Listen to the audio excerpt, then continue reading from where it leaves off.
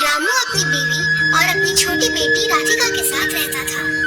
रामू की गृहस्थी में बहुत परेशानी चल रही थी।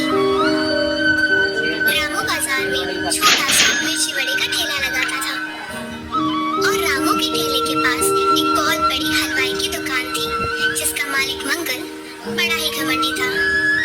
आइए आइए, ताजे ताजे गर्मा गर्म मिर्ची वड़ा खाइए, आइए आइए। मंगल की दुकान पर ग्राहकों की लंबी लाइन लगी होती थी, लेकिन रामू के यहाँ पर तो सिर्फ मक्खियाँ ही घूमती रहती थी। भाग्यवान, कहाँ हो? जरा एक गिलास पानी तो देना, बहुत प्यास लग रही है। सावित्री उसे पानी लाकर देती है। आज भी शायद ठेले पर कुछ बिका नहीं ना। तुम्हें ये सब कैसे पता? तुम्हारा तो ये रोज का हो गया है। तुमसे बोलती हूँ कि मुखिया जी के यहाँ काम कर लो, कम से कम घर का खर्चा तो निकलेगा। तुम्हें पता तो है, पहले हमारी दुकान कितनी अच्छी चलती थी, लेकिन जब से हमारे ठेले के सामने वो बड़ी सी दुकान बनी है, तब से कोई हमारे यहाँ से मिर्ची बड़े खरीदते ही नहीं है। मुझे नहीं पता, लेकिन अब तुम ये मिर्ची बड़े का ठेला नहीं लगाओगे। तो तुम क्या चाहती हो? मैं इसे बंद कर दूँ? देखिए, ऐसे करने से हमारा पेट तो भरेगा नहीं। मुझे पता है, इससे हमारा पेट तो नहीं भरेगा, लेकिन मैं ये दुकान बंद नहीं कर सकता। ये मेरे स्वर्ग पिताजी की दुकान है और मैं नहीं चाहता कि मैं इसे बंद करूं। तुम बस थोड़े दिन और रुक जाओ। जब से मेरी शादी हुई है, तब से मैं यही सुनते आ रही हूँ। देखो सावित्री, भगवान हमारी भी जरूर सुनेंगे। फिर हमारी भी मिर्ची बड़ी की दुकान बहुत अच्छी चलेगी। फिर हमारे भी अच्छे दिन आएंगे, जिससे हमें किसी चीज की कमी नहीं होगी। तुम बस इसी अंधविश्वास में रहो। हमारे घर में एक छोटी सी बच्ची भी है, जिसके लिए अभी तक हमने कुछ किया भी नहीं। तुम बस अपने मिर्ची बड़े का ठेला चलाओ। मैं और मेरी बेटी राधिका मेरे भैया के घर जा रहे हैं। जिस दिन मिर्ची बड़े की दुकान पर अच्छी कमाई हो जाए, उस दिन मुझे और मेरी बेटी को मेरे भाई की लेने आ जाना। उससे पहले मुझे अपनी शक्ल भी मत दिखाना। अरे सावित्री, सुनो, कहाँ जा रही हो? ऐसे मुझे अकेला छोड़ के मत जाओ। राधिका, अब अपने मामा के घर चलते हैं। जब तक तुम्हारे पिताजी अच्छी कमाई लेकर नहीं आ जाते, तब तक हम इस घर में कदम तक नहीं रखेंगे। सावित्री अपनी बेटी राधिका को लेकर घर से बाहर जाने लगती है और रामू दुखी होकर सिर्फ देखता रहता है। अरे राधिका, सुनो, अगर तुम्हें जाना ही है तो कल सुबह चले जाना। इस तरह रात में बच्ची को लेकर जाना खतरे से खाली नहीं है। मुझे तो रास्ते से ज्यादा इस घर में दिक्कत लगती है। चल राधिका, हम चलते हैं। रामू बस दुखी होकर उन्हें देखता रहता है और वो कुछ नहीं कर पाता।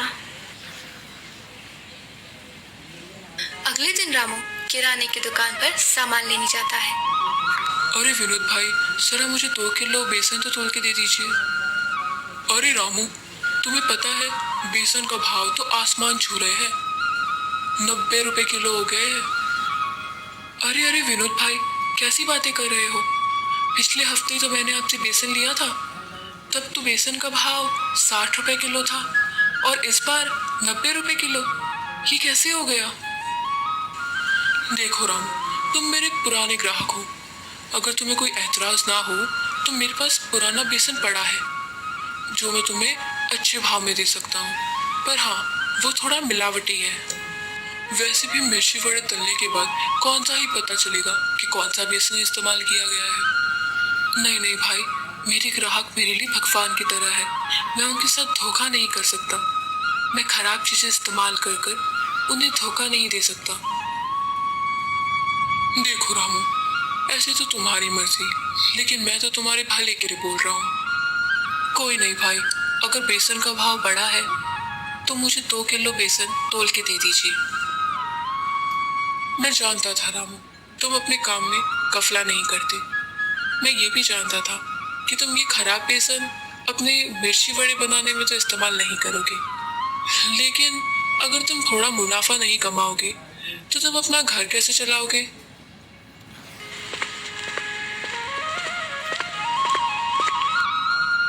विनोद भैया, बेसन क्या भाव है? अरे मंगल भैया, आज तो बेसन 90 रुपए किलो है। अरे विनोद भैया, हमें वो अच्छा वाला बेसन नहीं चाहिए। आपके पास वो मिलावटी वाला बेसन है ना, आप हमें वही दे दो जो हम पिछले हफ्ते लेकर गए थे। हाँ है तो ठीक है विनोद भाई, मेरे लिए वही बेसन 5 किलो पैक कर दीजिए। मैं कोई अमीर आदमी तो हूँ नहीं जो अच्छा बेसन इस्तेमाल करूंगा। मंगल ये बात रामू को सुना रहा था। हमें दुकान में बैठ के मक्खियाँ नहीं मारनी, आप तो हमें वो बेकार वाला बेसन ही दे दीजिए। हमारे पास इतने पैसे नहीं है जो हम बढ़िया वाला बेसन का इस्तेमाल करें। हाँ। मंगल और उसका कारीगर रामू को देखकर जोर जोर से हंसने लगते हैं। मंगल की बातें सुनकर दुकानदार को अच्छा नहीं लगता। मंगल भैया, आप मेरे बारे में कुछ भी बोलिए, लेकिन मैं अपने ग्राहकों के साथ बेईमानी नहीं कर सकता। मैं उन्हें खराब मिर्ची बड़ा नहीं खिला सकता। अरे रामू, तो मैंने तुझे थोड़ी ना कहा है कि तू महंगी चीजों का इस्तेमाल करे और मक्खियां मारे। हाँ हाँ। थोड़ी देर बाद जब रामू अपने ठेले पर जाता है तो वहाँ मक्खियों के अलावा और कुछ नहीं होता। रामू बहुत दुखी हो जाता है क्योंकि सामने वाली दुकान पर सब चाव से खा रहे होते हैं।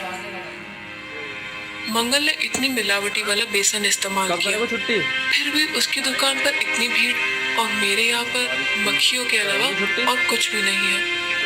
तभी उसके ठेले के आगे से एक साधु बाबा गुजरते हैं। हे भगवान, कहाँ है तू? कभी तो मेरे बारे में सोच, कभी तो मुझ पर ध्यान दे। ये सुनकर साधु बाबा उसके ठेले पर आकर खड़े हो जाते हैं। क्या हुआ बेटा, तुम इतने परेशान क्यों हो और तुम ऐसे रो क्यों रहे हो?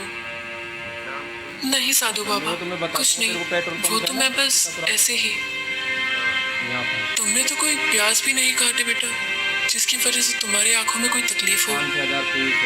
कुछ नहीं साधु बाबा, मैं तो बस ये सोच रहा हूँ कि सब कुछ इतना अच्छे करने के बाद भी मेरी किस्मत इतनी बुरी क्यों है। अब मैं कभी मिर्ची बड़ा नहीं बेच पाऊंगा।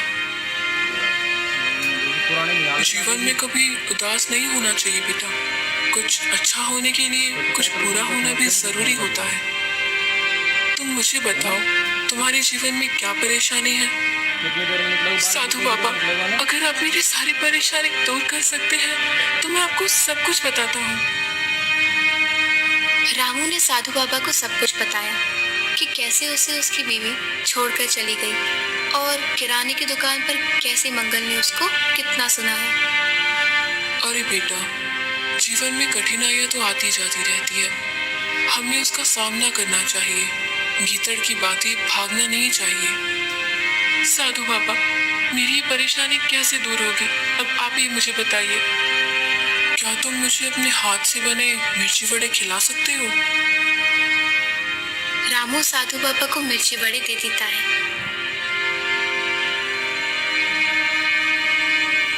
मुझे तेरी जलेबी में कुछ कमी महसूस हो रही है। साधु बाबा, आपको क्या कमी महसूस हो रही है? बेटा, अब मैं तुम्हें कुछ चीज देता हूँ जिसकी वजह से तुम्हारे मिर्ची बड़े में कोई कमी होगी तो वो पूरी हो जाएगी। साधु बाबा अपनी झोली में से एक छोटी सी टिप्पी निकालकर रामू को देते हैं। बेटा, ये लो। अरे साधु बाबा, इसमें ये क्या है? बेटा, ये है जादुई बेसन। इसे जैसे ही तुम इस्तेमाल करोगे, सारे ग्राहक तुम्हारे पास खींचे चले आएंगे। इस बेसन को तुम किसी भी चीज में इस्तेमाल करोगे तो उसका स्वाद डबल हो जाएगा। अब समझ आया कि मैं क्या कहने की कोशिश कर रहा हूँ? हाँ साधु बाबा, मैं समझ गया हूँ। बेटा, तू चिंता मत कर, वक्त आने पर तुझे सब कुछ समझ में आ जाएगा। ठीक है बाबा, वैसे भी मेरी इस मोटी बुद्धि में कुछ घुसता नहीं है। ऐसा कहकर ही साधु बाबा गायब हो जाते हैं और रामू साधु बाबा को ढूंढता रह जाता है। अरे अरे, ये साधु बाबा कहाँ चले गए? एकदम से गायब हो गई। क्या ये बेसन सच में मेरा भाग बदल देगा? एक बार इससे मिर्ची वड़े बनाने की कोशिश करता हूँ, शायद देखते हैं इससे क्या होता है। जैसे ही वो मिर्ची वड़े बनाता है, वैसे ही एक औरत आती है और उससे मिर्ची वड़े खरीद लेती है। ऐसे ही मंगल के सारे ग्राहक रामू के पास आ जाते हैं। मंगल ये सब देखकर हैरान हो जाता है कि ऐसा हुआ क्या जिससे मंगल के सारे ग्राहक रामू के पास चले गए। अरे जग्गू, ये देख, हमारे सारे ग्राहक रामू के ठेले पर कैसे चले गए? ये क्या चमत्कार है? मंगल और जग्गू हैरान होकर देखने लगते हैं और एक एक कर मंगल के सारे ग्राहक रामू के पास चले जाते हैं। अरे वाह, आज तो बहुत अच्छी कमाई हो गई। चलो अब मैं ये पैसे लेकर सावित्री को लेने जाता हूँ।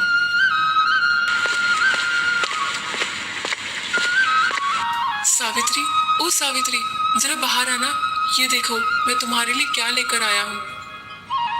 आ रही हूँ। ऐसा कौन सा ही खजाना लेकर आए हो जो इतना जोर जोर से चिल्ला रही हो? ये ले सावित्री, मैं तेरे लिए पोटली भरकर पैसा लेकर आया हूँ।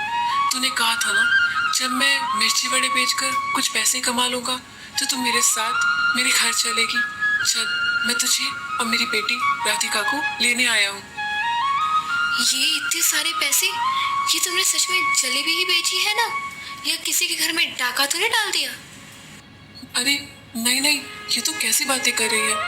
मैंने ये सब मिर्ची वड़े बेचकर ही कमाए हैं। चल, अब तू जल्दी घर चल, मैं तुम्हें और अपनी बेटी को लेने आया हूँ। चल जल्दी चल। क्या तुम सही कह रहे हो? ये सारे पैसे तुमने मिर्ची वड़े बेचकर ही कमाए हैं? अरे हाँ सावित्री, तूने बिल्कुल सही सुना। मैंने ये सारे पैसे मिर्ची वड़े बेचकर ही कमाए हैं। वो कहते हैं ना, भगवान जब भी देता है छप्पर फाड़ कर देता है। क्या सच में?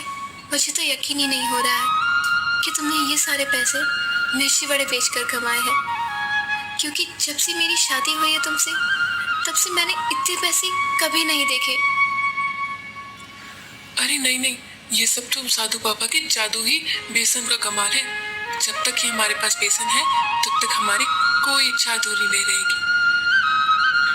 अच्छा रुको, जरा मैं राधिका को बुला कर लाती हूँ। हाँ हाँ, जल्दी बुलाओ, फिर हम चलते हैं अपने घर। राधिका, चल बेटा, तेरे पिताजी हमें लेने आए हैं। चल, हमें घर चलना चाहिए। अगले दिन जब रामू ठेला लगाता है तो उसका ठेला ग्राहकों से भीड़ से भरा होता है और मंगल की दुकान पर कोई नहीं जाता। अरे मंगल सेठ, आपने देखा रामू की दुकान पर कितनी भीड़ है और हमारे यहाँ पर सिर्फ मक्खियाँ ही मक्खियाँ भिनभिना रही है। मैं भी वही सोच रहा हूँ कि ऐसे तो रामू के पास कौन सी चीज़ है जिसकी वजह से हमारे सारे ग्राहक उसकी तरफ जा रहे हैं। अरे विनोद भैया, मुझे ज़रा 10 किलो बेसन तो देना, पर हाँ, अच्छा वाला बेसन, वो मिलावटी वाला बेसन नहीं। हाँ, अरे वाह रामू, लगता है तुम्हारे मिर्ची वड़े का ठेला कुछ ज़्यादा ही अच्छा चल रहा है, इसलिए तो तुम आज 10 किलो बेसन लेने आए हो, वो भी अच्छे वाले। अरे हाँ विनोद भाई, भगवान की कृपा से मेरे दिन फिर से अच्छे आ गए और अभी तो मेरे पास इतना भी समय नहीं है कि मैं सांस ले सकूं। हाँ, देखा रामू, मैंने कहा था ना, भगवान जो भी करता है अच्छे के लिए करता है। ये सब बातें मंगल और उसका नौकर जग्गू सुन रहा होता है। अरे जग्गू, जरा पता तो लगा, ऐसी इसके पास कौन सी चीज है जिसकी वजह से 5-6 दिन से इसकी ग्राहकी इतनी अच्छी हो रही है। मैं भी तो यही सोच रहा हूँ कि जो पूरे दिन बैठकर ठेले पर सिर्फ मक्खियाँ मारता था, आज ऐसी इसके पास कौन सी चीज है जो आज इसके पास इतने ग्राहक है।